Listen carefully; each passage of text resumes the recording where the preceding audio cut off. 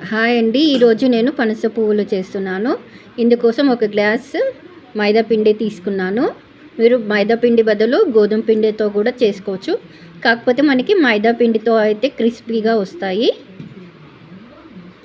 కొంచెం సాల్ట్ వేసుకుంటున్నానండి తగినంత. తర్వాత కొంచెం నేను అల్లం వెల్లుల్లి పేస్ట్ వేసుకుంటున్నాను. లేదా మీరు మామూలుగా పచ్చిమిర్చి ప్లస్ ఇంకా అల్లం పేస్ట్ కూడా వేసుకోవచ్చు. అలా వేసుకోవచ్చు, లేదా ఇలా అల్లం వెల్లుల్లి పేస్ట్ వేసుకోవచ్చు. కొంచెం సోడా వేసుకుంటున్నాను, బేకింగ్ సోడా. అలాగే నేను పచ్చిమిర్చి స్కిప్ చేస్తున్నాను, కారం వేసుకుంటున్నానండి.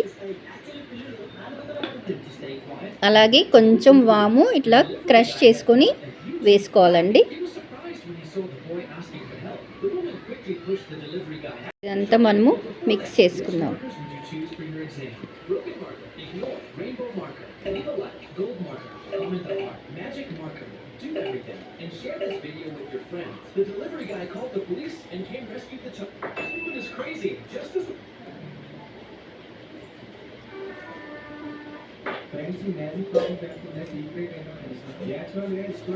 టీ స్పూన్స్ ఆయిల్ వేసుకుంటున్నానండి, వేడి చేసిన ఆయిల్. ఇప్పుడు మెల్లగా కలుపుకుందామండి. మనకి కన్సిస్టెన్సీ ఇలా ముద్దగా రావాలి. మనకి నూనె బదులు నెయ్యి వేసుకుంటే ఒక స్పూన్ నెయ్యి వేసుకోవచ్చు అండి, లేదా బటర్ అయినా వేసుకోవచ్చు. కాకపోతే నేనైతే నూనె వేసుకున్నానండి. సో ఇలా మిక్స్ చేసుకున్నాను కదా, ఇలా ముద్దలా వచ్చింది. సో వాటర్ కొద్దిగా పోసుకుంటూ మనము ముద్దలాగా చేసుకుందాం. మనకి స్మూత్గా రావాలండి, మరీ గట్టి కాకుండా మరీ మెత్త కాకుండా ఇలా ఉండాలి పిండి అనేది. ఓకేనా అండి. ఇప్పుడు 10 minutes మనము పిండిని పక్కన పెట్టుకుందాం. ఇప్పుడు ఇది తీసేసి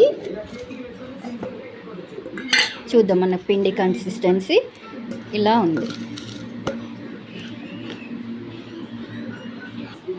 ఇలా సేమ్ అన్నీ ఒకే సైజులో నేను బాల్స్ చేసుకున్నానండి. ఇప్పుడు మనము చపాతీలాగా, అంటే చపాతీ కంటే కూడా సన్నగా చేసుకోవాలి.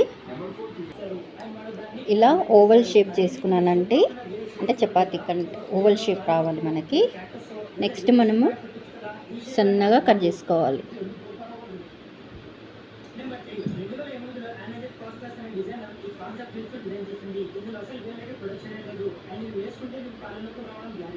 ఇలా మొత్తం సన్నగా కట్ చేసుకోవాలి.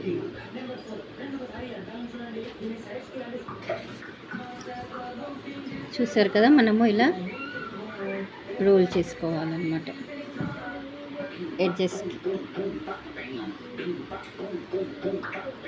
ఏ షేప్లో పనస పండులాగా పువ్వులాగా వచ్చింది.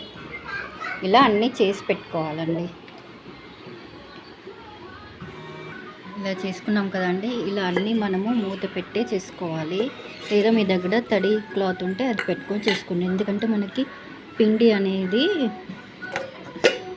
పొడిగా అవ్వకుండా, డ్రై అవ్వకుండా ఉంటుంది. అన్నీ చేసుకోవాలండి. ఇప్పుడు మనము ఆయిల్లో వేయించుకుందాం. ఇలా ఆయిల్ పెట్టుకొని ఒక్కొక్కటి వేయించుకుంటున్నామండి. ఈ విధంగా కొంచెం గోల్డెన్ కలర్ వచ్చేలాగా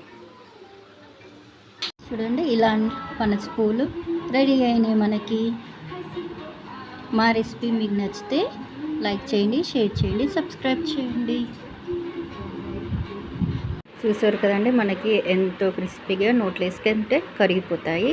ఇలానే మనము స్వీట్ కూడా చేసుకోవచ్చు. సేమ్ మైదా పిండి ఇలా మనము నెయ్యి కానీ మనకి బటర్ కానీ ఏది దొరికితే అది వేసుకొని మంచిగా కలుపుకొని, ఏది అందుబాటులో ఉంటే అది వేసి బాగా కలుపుకొని ముద్దలా చేసుకొని సేమ్ ఇదే విధంగా కట్ చేసుకొని పెట్టుకొని చక్కెర పాకంలో వేసుకుంటే స్వీట్ రెడీ అయిపోతుందండి.